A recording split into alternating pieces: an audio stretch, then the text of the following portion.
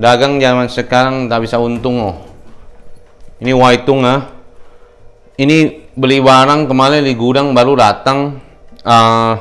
Ini di online lihat barang banting-banting harga gini loh, mana bisa cuan lah. Haiya, sipun loh ini.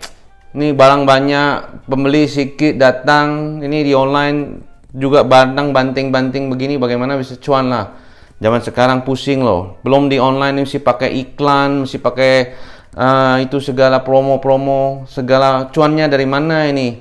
Pelanggan sepi. Wah, zaman sekarang pusing loh. Gimana nih caranya ya supaya ini barangnya banyak? Coba. Udah pusing 7 keliling, apa tutup aja bisnisnya? Udah pusing lah. Dagang zaman dulu nggak kayak gini. Ini dagang zaman sekarang pusing, masih online, masih pakai ini budget marketing, masih promo, masih kasih diskon, masih kasih apa segala garansi kalau tak laku lah ini barangnya, kalau rusak wah ya pusing ah. Saya sangat mengerti bahwa dalam kondisi zaman sekarang pastinya tidak mudah, perang harga, kompetisi banyak dan sebagainya, ya kan? Cara-cara marketing yang berbeda, online juga mulai lebih gencar dan saat ini pastinya sudah mulai banyak yang jualan di online. Pastinya kompetisi akan semakin ketat sekali dan customer juga semakin picky gitu kan. Nah, itu yang terjadi. Nah, pertanyaannya adalah mana yang lebih untung ya? Atau saya bertanya begini, apakah perang harga itu baru terjadi saat ini atau sebetulnya sudah terjadi dari zaman nenek moyang kita? Perang harga. Dari zaman nenek moyang kita sudah perang harga. Zaman kakek saya, bahkan zaman sebelumnya sudah perang harga. Ya, tetapi saya percaya bahwa perang harga itu adalah bagian dari kalau kita berbisnis. Kalau kita mau berbisnis apapun, pastinya ada perang harga, ada persaingan, ada kompetisi. Kalau Anda tidak mau ada kompetisi, ya jangan berbisnis ya gitu ya. Kalau Anda berbisnis ya pastinya harus ada perang harga, ada kompetisi. Nah, cuma kan pertanyaannya begini, iya saya juga mau, saya juga nggak apa-apa masalah perang harga, tetapi kan saya jangan sampai saya tidak untung. Kalau saya dagang tidak untung kan buat apa dagang? Setuju banget. Nah, pertanyaannya begini, kalau Anda, apa sih definisi untung itu?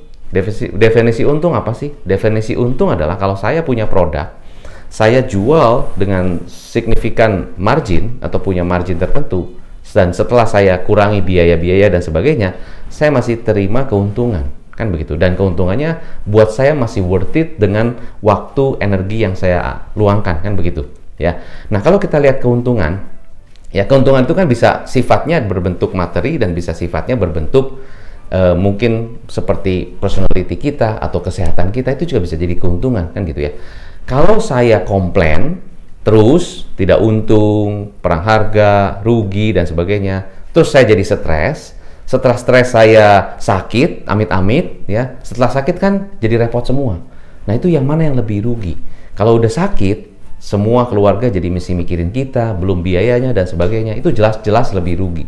Jadi gimana yang harus lebih diuntungkan? Yang keuntungan yang paling penting adalah kalau saya sebagai pemiliknya, saya bisa berpikir lebih positif. Memang betul kondisi tidak membuat kita jadi lebih positif. Kadang-kadang wah kena tipu, kena perang harga, ataupun marginnya sampai tipis sekali bahkan nggak punya untung. Iya betul, tapi mindset kita harus selalu positif.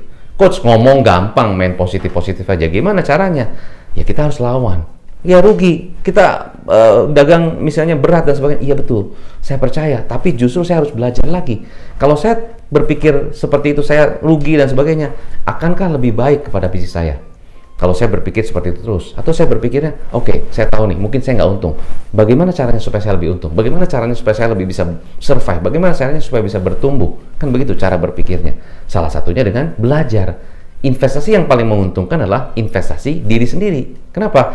Karena saya yang menjadi produknya, kan gitu. Kalau saya investasi di properti, investasi di emas, investasi di saham, investasi di manapun, itu kan kita berarti mengandalkan produk tertentu, ya instrumen tertentu, ya. Dan kita kadang-kadang tidak bisa mengontrol market seperti apa, ya kan, fluktuasinya seperti apa kita tidak bisa mengontrol. Ada yang investasi di falas, ya boleh saja, mungkin Anda ada keuntungan di sana. Tapi investasi yang paling menguntungkan adalah investasi di diri sendiri. Kenapa? Karena saya yang akan, apakah Anda komit untuk kerja keras, untuk fokus, untuk benar-benar serius mengembangkan diri Anda sendiri supaya Anda bisa menjadi seorang yang lebih bisa bertransformasi, ya kan? Jadi investasi yang paling menguntungkan adalah investasi diri sendiri. Bayangkan kalau saya bisa membuka wawasan saya, membuka pikiran saya, membuka mindset saya belajar terus. Siapa yang lebih pintar? Saya. Dan kalau saya lebih pintar, bagaimana cara mengurus bisnis saya? Akan berbeda. Dan kalau caranya berbeda, dengan strategi yang berbeda, apa dampaknya kepada bisnis saya? Akan berkembang. Apakah itu yang Anda mau?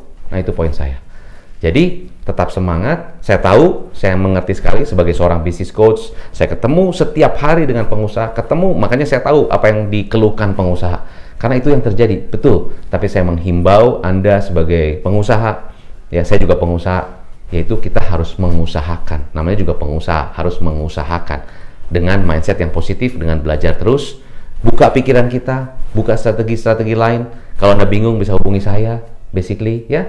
Tapi poin saya adalah tetap semangat, tetap cari strategi baru. Saya tahu kondisi tidak mudah, tapi pastinya kalau kita belajar lagi, ya salah satu klien saya belajar terus, ya, dan implementasi, bukan hanya belajar tidak implementasi, ternyata hasilnya bisa meningkat. Walaupun mungkin tidak langsung significantly naik 2 kali lipat, tapi mulai dari 50%, 70%, itu juga meningkat. Yang tadinya keuntungannya cuma 5%, naik jadi 8%, naik jadi 12%. Kenapa?